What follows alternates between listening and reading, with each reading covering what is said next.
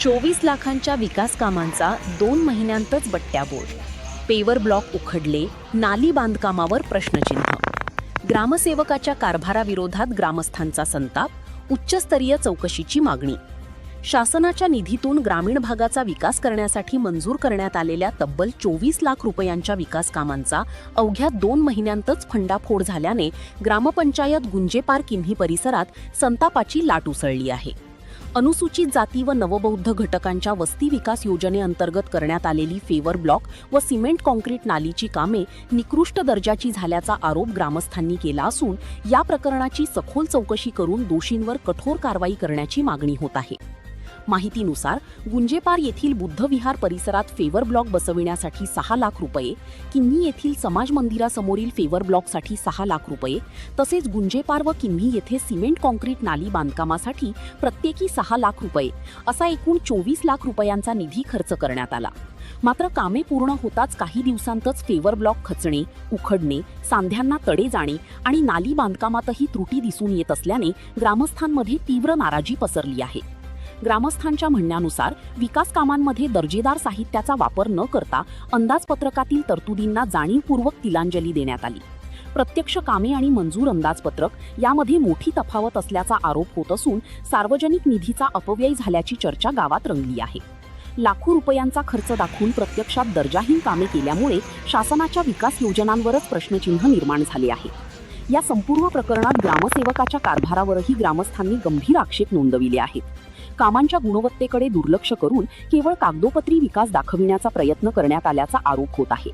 निकृष्ट कामामागे कमिशनखोरीचे साटेलोटे असल्याची शंका व्यक्त केली जात असून संबंधित अधिकारी व कंत्राटदारांच्या भूमिकेची चौकशी करण्याची मागणी जोर धरत आहे. गावातील नागरिकांनी पंचायत समिती, जिल्हा परिषद व जिल्हा प्रशासनाने तातडीने तांत्रिक पथक पाठवून कामांची प्रत्यक्ष पाहणी करावी, अंदाजपत्रकाची तपासणी करावी आणि दोषी आढळणाऱ्यांवर फौजदारी कारवाई करावी अशी मागणी केली आहे. तसेच निकृष्ट दर्जाची सर्व कामे संबंधितांकडून पुन्हा करून घेण्यात यावीत. बुद्धविहार परिसरात जे गट्टू काम झाले ते कोणत्या योजनेतून झाले, त्याचा मंजूर निधी किती आणि काम करणारी यंत्रणा कोणती? अनुसूचित जाती नवबौद्ध घटकाचा वस्ती विकास करणे 25-26. गट्टूचे जे काम केले आहे ते 6 लाखाचे. यंत्रणा ग्रामपंचायत.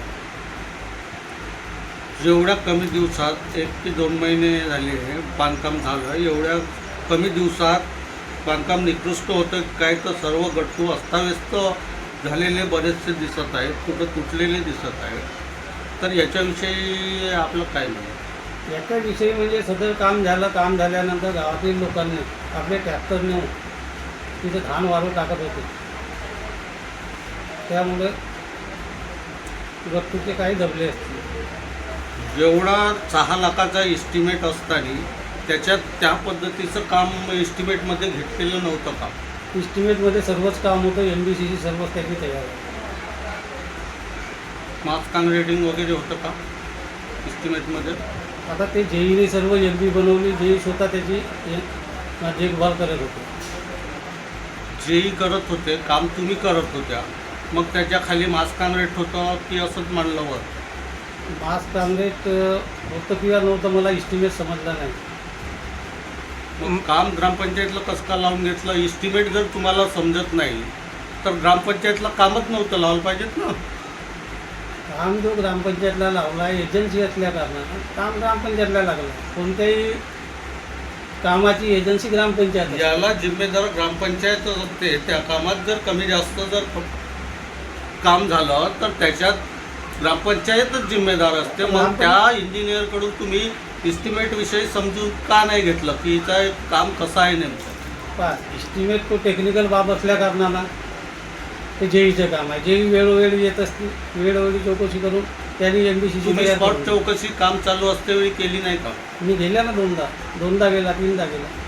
मग काही तुम्हाला दिसलं असेल ना? त्यावेळेस काम व्यवस्थित होता पूर्ण. व्यवस्थित होतं. त्यावेळेस व्यवस्थित होता पूर्ण.